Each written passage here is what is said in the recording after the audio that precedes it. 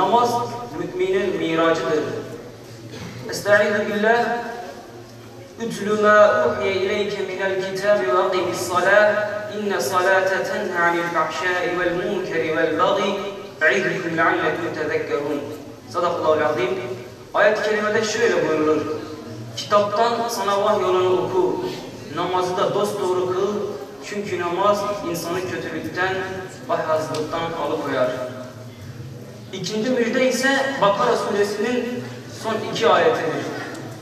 Peygamber Efendimiz özellikle yatmadan önce okunmasını tavsiye etmiştir.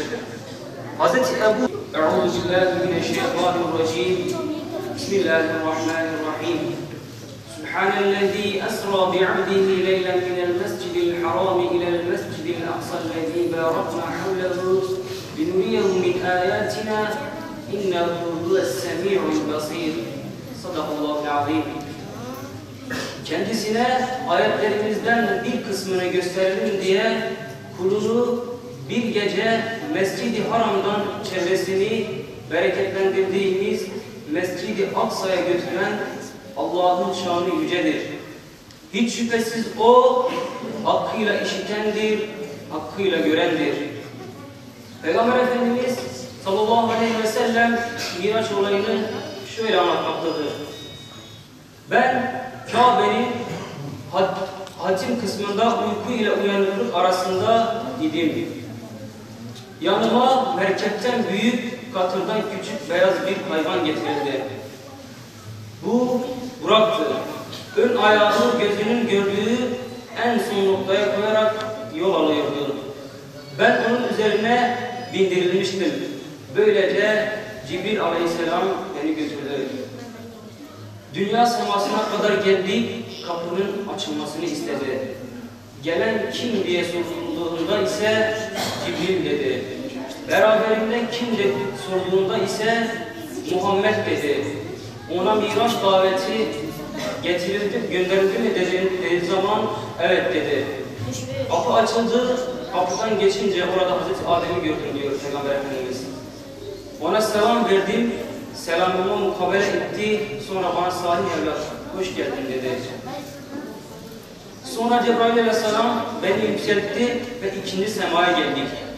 Burada Hz. Yahya ve Hz. İsa aleyhisselam ile karşılaştım. Sonra Cebrail aleyhisselam beni 3. semaya çıkardı. Ve orada Hz. Yusuf ile karşılaştık. Aziz cemaat, bu gecede inşallah kaza namazlarımız varsa kaza namazlarımızı eda edelim.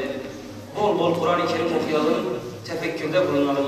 Tevbe-i istiğfar edelim, dua edelim, salavat-ı şerif getirelim. Rabbim bu geceyi en güzel şekilde ihya etmeyi nasip eylesin.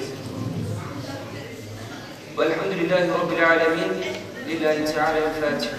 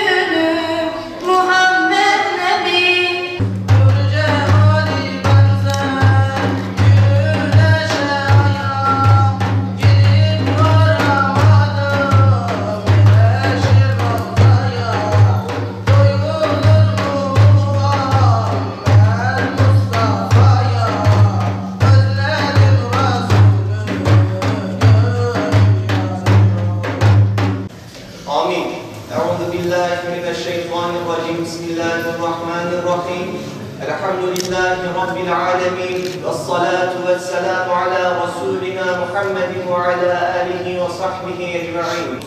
Allah'ım bizleri bu mübarek güne ulaştırdığın için sana hamdü senalar olsun. Allah'ım okunmuş olan hatmi şerifleri dergâh-ı izzetinde ehsen-i kabul ile kabul eyle ya Rabbi.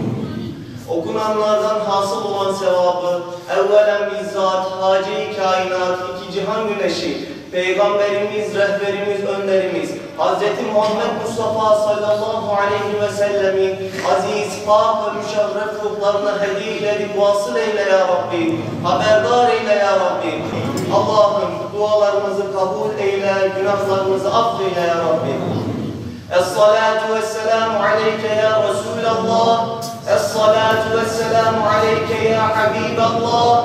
Es-salatu vesselamu aleyke ya seyyidel evveline vel ahirin.